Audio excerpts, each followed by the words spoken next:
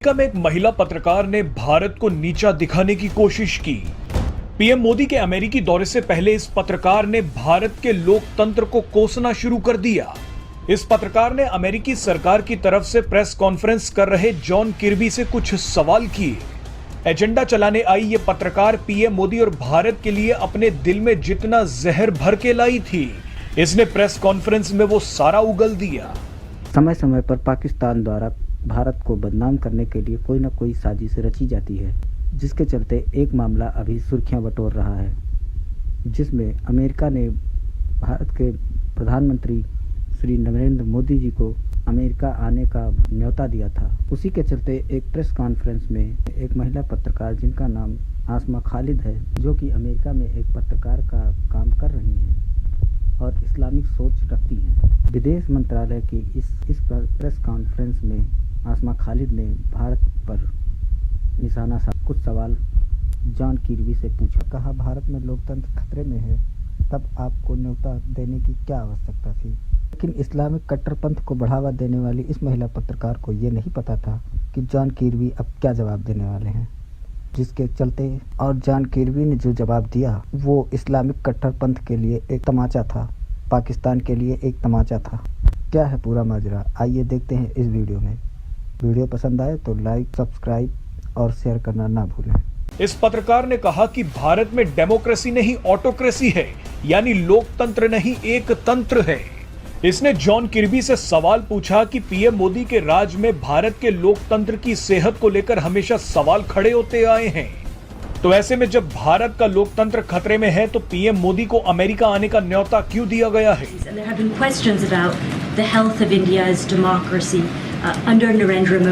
सवाल पूछते हुए ये काफी खुश हो रही थी, लेकिन इस महिला को नहीं पता था कि जॉन किर्बी क्या जवाब देने वाले हैं। जॉन किर्बी का जवाब इस महिला पत्रकार के मुंह पर तमाचा है। एक के Modi is invited for a state visit, तो इंडिया के जो प्राइम मिनिस्टर नरेंद्र मोदी वो व्हाइट हाउस आ रहे हैं फॉर अ स्टेट विजिट, वो एक मेजर इवेंट है। फिर जो कांग्रेस ने जो उनको इनवाइट किया है to address both the houses, ये एक अलग ऑनर है, तो उनको दो ऑनर्स मिल रहे हैं। 2016 में नरेंद्र मोदी को बुलाया गया था to address both the houses of the Congress, जो उनकी पहली थी और ये दूसरी है। तो आप कह सकते हैं कि अमेरिका की जो गवर्नमेंट है, both branches of the US government, the executive and legislature, is honoring Narendra Modi, which is very special. मतलब ऐसे कोई, फॉर एग्जाम्पल जो दूसरी बार नेतन्याहू दोनों हाउसेस ऑफ द कांग्रेस को एड्रेस किए थे 2015 में, वो तो बिल्कुल व्हाइट हाउस की मर्जी के खिलाफ था, और जो बाइडेन उस जमाने में वाइस प्रेसिडेंट थे वो आए भी नहीं थे। His job is to chair the Senate. तो अगर आप नरेंद्र मोदी की फोटो निकाल के देखेंगे when he was addressing the two houses in 2016, तो उनके पीछे Joe Biden as vice president and Paul Ryan as the speaker of the house वो बैठे हुए थे। तो अब जब वो एड्रेस करेंगे, Kamala Harris as the vice president and head of the Senate will be sitting behind, and Kevin McCarthy जो स्पीकर ऑफ द हाउस है, वो these are the two people who will be behind him. So in that sense you could argue कि Winston Churchill के बाद this is the only other prime minister or head of state who is getting the full honors. उसके India और America के बीच में ताल्लुकात कितने गहरे और सीरियस होते जा रहे हैं। So the positive takes from here is कि अमेरिका रेड कारपेट बिछा रहा है इंडिया के लिए। And this is an important, ये अमेरिका सिग्नलिंग कि भाई अब और कितना मैं आपको कहूँ कि मुझे आपसे इश्क हो गया है, ये लीजिए मैं घुटनों पे आ गया हूँ, अंगूठी पहन लीजिए। जॉन किर्बी ने कहा कि भारत एक जीवंत लोकतंत्र है, यानी भारत एक वाइब्रेंट डेमोक्रेसी है। अगर किसी को इस बात पर शक है तो वो खुद भारत जाकर देख ले। आपको भारत के लोकतंत्र को समझना है तो वहीं जाकर उसे महसूस करना होगा। जॉन किर्बी का ये जवाब सुनकर इस पत्रकार को सदमा लग गया, लेकिन सदमे का दूसरा डोज तो अभी बाकी था। जॉन किर्बी ने आगे कहा कि भारत कई क्षेत्रों में हमारा एक मजबूत साथी है।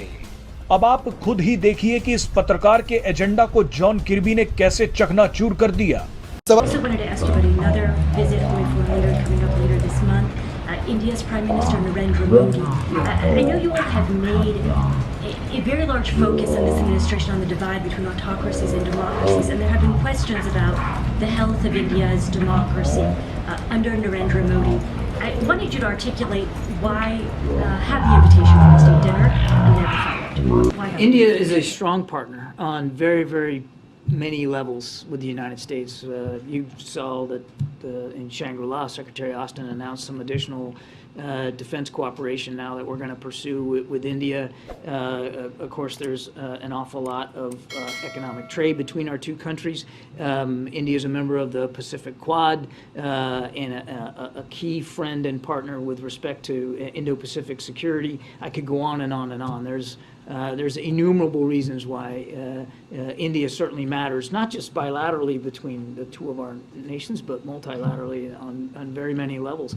And the president's looking forward very much to having Prime Minister Modi here to talk about all those issues and to advance and deepen that partnership and that friendship. And then the follow is this administration at all concerned about the health of democracy in India?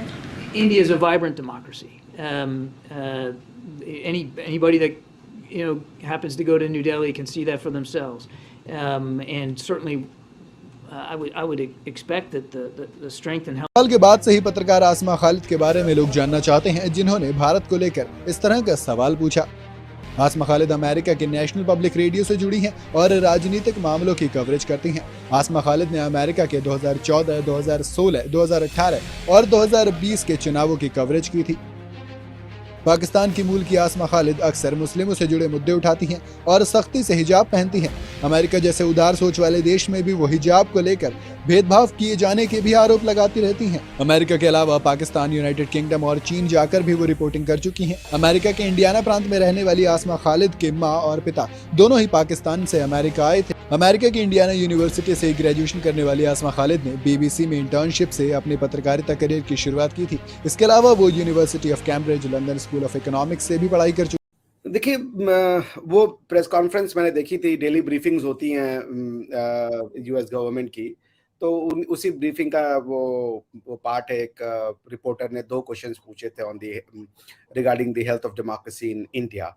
तो देखिए, ऐसा है ना कि US को ये बात का आभास है और सारी दुनिया जो ऑब्जेक्टिवली दुनिया को देखती है ना, नॉट सब्जेक्टिवली मतलब जिसको आपकी भाषा में कहते हैं जज्बातियात, तो जो भी ऑब्जेक्टिवली दुनिया को देखना चाहता है, ऑब्जेक्टिवली वो ये बात जानता है कि India is an indispensable force of the world. India has been an indispensable force of the world. India कोई छोटी मोटी एंटिटी नहीं है, इंडिया कोई ऑर्डिनरी देश नहीं है। देश तो 198 है जो इंडिया के पास है। कितने इंसानों के समूह ने दुनिया को 0 दिया, कितने इंसानों के समूह ने दुनिया को न्यूमेरल्स दिए, जिसको 1 2 3 4 आप कहते हैं, कितने दुनिया के समूहों ने दशमलव दिया, मैथमेटिक्स दी, फिजिक्स दी, केमिस्ट्री दिया। आप थ्योरीज की बात कर ले, थ्योरीज दी, दुनिया को ये बताने वाले कि दुनिया फ्लैट नहीं है, बल्कि जो यूनिवर्स है वो फ्लैट नहीं है, वो स्फेरिकल है, ये बताने वाले इंडियंस थे। इंडियंस ने योग दिया, इंडियंस ने आयुर्वेद दिया। इंडियंस का मतलब ये मत, अगर आप सिर्फ इतना करें कि इंडियंस को ये सोचे कि इन समय आया कुछ ऐसी आइडियोलॉजीज आई जिन्होंने इंडिया को विलिफाई किया, जिन्होंने इंडिया को डिमोनाइज किया। ठीक है, समाज वो भी एक समय का पाल था, कालचक्र था, वो हमने फेस किया। उन्होंने यही कहा कि इंडिया US का बायलैटरल रिलेशनशिप नहीं है। इंडिया US ग्लोबल जो गवर्नेंस है, जो ग्लोबल पार्टिसिपेशन है, उसको देख रहे हैं। इंडिया पैसिफिक में क्वाड का मेंबर है। इंडिया जो एक दावेदार है, स्ट्रॉन्ग दावेदार है UN सिक्योरिटी काउंसिल के परमानेंट मेंबरशिप का। इंडिया जो है वो वर्ल्ड की उभरती हुई इकोनॉमिक शक्ति है। But India means peace. India means कि वो दोस्ती के लिए, जैसे US ने कभी भी इंडिया का साथ नहीं दिया। US has always allied with Pakistan. उन्होंने पाकिस्तान को आर्म्स दिए, एम्यूनिशन दिए, पाकिस्तान ने उसका यूज हमारे अगेंस्ट में किया। और रशिया ने हमारा साथ दिया जब US पाकिस्तान को साथ दे रहा। आज जब रशिया खतरे में है, इंडिया को पता है कि हम सब जानते हैं कि जो रशिया कर रहा है वो गलत है। इस तरीके से युद्ध नहीं होना चाहिए और किसी भी टेरिटोरियल इंटेग्रिटी का जो है वो वायोलेशन नहीं होना चाहिए। लेकिन इंडिया ने रशिया के साथ अपनी दोस्ती को प्रूव कर दिया। उन्होंने कोई डबल स्टैंडर्ड नहीं दिखाया। On the contrary, they stand by Russia. और ये वेस्ट देख रहा है, वेस्ट देख रहा है कि इंडियंस अपनी लॉयल्टी, अपनी ट्रस्टवर्दीनेस, उनको पता है कि वो उनके दुश्मन के साथ खड़ा है, लेकिन उनको ये पता है कि रशियंस को साथ खड़े होने के लिए ये अपनी दोस्ती का हक अदा कर रहे हैं। तो वेस्ट को ये बात का रियलाइज, यूएस कांग्रेस को 2 बार as a leader of a state, as a head of a state, कोई अगर इस किसी भी आदमी को अगर ये मिला है, ये जिसे आप ये कहिए ये प्रिविलेज, तो उसमें 3 ही लोग हैं, मोदी जी हैं, चर्चिल है और नेल्सन मंडेला है। सिर्फ इन 3 लोगों को ये इतना बड़ा एजाज, इतना बड़ा सम्मान मिला है। इमरान खान साहब को मोदी फासिस्ट है, हर प्लेटफॉर्म पे बोला, यूनाइटेड नेशन के प्लेटफॉर्म पे बोला, जनरल असेंबली में मोदी फासिस्ट है, आरएसएस फासिस्ट है और ये जेनोफोबिक लोग हैं। सारी दुनिया को चिल्ला चिल्ला के बताया, कुछ नहीं। CNN, BBC, TRT, RT world, जितने इंटरनेशनल न्यूज चैनल हैं, इमरान खान साहब गए, he has credibility among the international community, वो जाके बात बोलेंगे तो दुनिया सुनेगी। उन्होंने हर मंच से बोला मोदी फासिस्ट है, मोदी रेसिस्ट है, मोदी इस्लामोफोबिक है। ऑर्गेनाइजेशन है, क्या हुआ? मोदी को ऑस्ट्रेलियन प्राइम मिनिस्टर बोला कि वो बॉस है।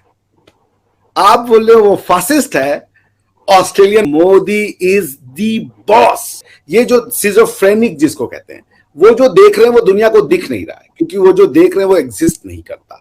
वो देख रहे हैं कि मोदी फासिस्ट है, इंडिया इस्लामोफोबिक है, आरएसएस एक नाजी ऑर्गेनाइजेशन है, इंडिया में मुसलमानों का कत्लेआम हो रहा है।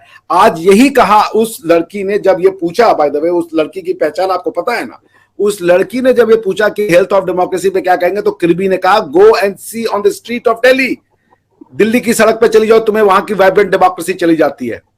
दिल्ली की सड़कों पे चले जाओ, जामिया मस्जिद में, हिंदुस्तान की धरती पे जहां मूर्ति पूजा होता है, ये आप शान से 5 वक्त कहते हो कि ला इलाहा इल्लल्लाह मुहम्मदुर रसूलुल्लाह, यानी कि कोई भगवान इबादत के लायक नहीं है सिवाय अल्लाह के। ये उस देश में जिसमें 80% लोग अल्लाह को नहीं मानते, ये है उनका टॉलरेंस। और आप कह रहे हो कि हम इस्लामोफोबिक है। हर मस्जिद से वहां आवाज आती है। आप डेमोक्रेसी में इलेक्शन खुद के लिए चाहते हो। इमरान खान ये सेना से इसलिए लड़ रहे हैं, अपने आपकी अफवाह से इसलिए लड़ रहे हैं कि वो इलेक्शन नहीं होने दे रहे। तो तुमने क्यों तालिबान का सपोर्ट किया जब तालिबान ने ये कहा कि जब तालिबान ने एक इलेक्टेड गवर्नमेंट को, democratically elected constitution of Afghanistan के हिसाब से इलेक्टेड गवर्नमेंट को डिसलॉज किया? तुम्हें तो गनी के साथ खड़े हो जाना चाहिए था, अब्दुल्ला के साथ खड़े हो जाना चाहिए था। तुम तो तालिबान के साथ खड़े हो गए। मतलब तालिबान, अफगानिस्तान के लिए तालिबान सही है, वहां की बच्चियों को स्कूल में पढ़ने का हक नहीं है, और आपके बच्चियों को स्कूल में भेजा जाए, अफगान के लोग गुस्सा नहीं होंगे? तालिबान ने कह दिया कि लड़कियां स्कूल नहीं जाएंगी, तो आप भी मना करो, फिर हमारी भी लड़कियां नहीं जाएंगी। वो तो भाई वो तो purest form of Islamic Republic है ना। आप इस्लामिक रिपब्लिक होने का दम्भ भरते हैं, इस्लाम में इलेक्शन कहां से आ गया? इलेक्शन एक वेस्टर्न डेमोक्रेसी का है, और इलेक्शन जो आया वो इसीलिए आया कि ये जो इंपीरियलिज्म के नाम पे सरकारें राजशाही बनते थे कि एक आदमी आता था, वो तलवार के दम पे लोगों को मान के उनका लीडर बन जाता था, बिना उनसे पूछे उनके टैक्स को वो लेता था। तो लोगों ने कहा कि भाई ये हटना पड़ेगा। वो कह रहा था कि चूंकि हमको तुम टैक्स इसलिए दो क्योंकि हमारा तो ऊपर डिवाइन सोवरेनिटी कहते थे इसे, कि king is the representative of the God. दुनिया ने इस थ्योरी से अपनी जान छुड़ाई। दुनिया ने कहा divine sovereignty is a bogus theory, the real sovereignty is a popular sovereignty. यानी पॉपुलर सोवरेनिटी मतलब कि सोवरेनिटी जो है लोगों में होती है। लोग अपना सोवरेनिटी किसी एक लीडर को देते हैं इलेक्ट करके कि आप जाइए, आप हमको इलेक्ट कीजिए। तो ये इस्लामिक रिपब्लिक में आएगा। आपकी कॉन्स्टिट्यूशन फ्रॉड है, वो ना तो इस्लाम का साथ देती है ना तो डेमोक्रेसी का साथ देती है। या अगर आप कौन से इस्लामिक सोसाइटी में इलेक्शन है जो ट्रूली कुरान और सुन्ना के रोशनी से चलाए जा रहे हैं? सऊदी अरबिया में इलेक्शन होता है, यूएई में इलेक्शन होता है, आपके बिरादर मुल्क है ये। यूएई टर्की जो है वो बाय द वे आपका सेक्युलर मुल्क है। तो कॉन्स्टिट्यूशन बनाइए ना। ये कॉन्स्टिट्यूशन आया ही था कि रिलीजियस बुक में से पॉलिटिक्स को खत्म करने के लिए। ये जब तक आपने हर थ्योरी के साथ आपने फ्रॉड किया है, कोई भी थ्योरी आपने साइंटिफिक ना तो टू नेशन थ्योरी आज तक लिखी हुई एक पेज नहीं मिलता। मैं जब रिसर्च करने गया था, सिवाय जिन्ना के 1940 के स्पीच के, मुझे कुछ मिला ही नहीं उस पर कि what does two theory means, two nation theory means. कौन है टू नेशन में? टू नेशन थ्योरी में नेशन कौन है? वो इंडिया के हिसाब से करना चाहता है, इंडिया को आगे ले जाना चाहता है, ठीक है। और दूसरी चीज कि इंडिया के लोग आज ऐसे नहीं है। मोदी जी ने जब नोटबंदी की तो इंडिया वाले खड़े हो गए। नोटबंदी का सोल्यूशन डिजिटल इकोनॉमी ले आए वो। आज की डेट में पेमेंट इज डिजिटल हो रही है। अब मैं जो तो मुझे याद ही नहीं मैं कैश कब लेके गया हूं, सब डिजिटल हो गया। तो लोग इस लायक हैं, ये हजारों साल से ये देखिए दिमाग जो है ना एक दिन में नहीं बनते हैं, हजारों साल की मेहनत के बाद इस तरीके का वो आता है, इस तरीके का एक चेतना आती है, कॉन्शियसनेस आता है। इंडिया अमेरिका में जाता है तो ये नहीं सोचता यार ये चर्च है इसको मुझे ना कन्वर्ट करा के यहाँ पे मंदिर बना देना है। वो जाता है कहता है चलो ये किसी के तो भगवान है हमारे भी है, चलो चलो चल के इसी में कोई नहीं है यहीं पे जाके घंटा बजा लो।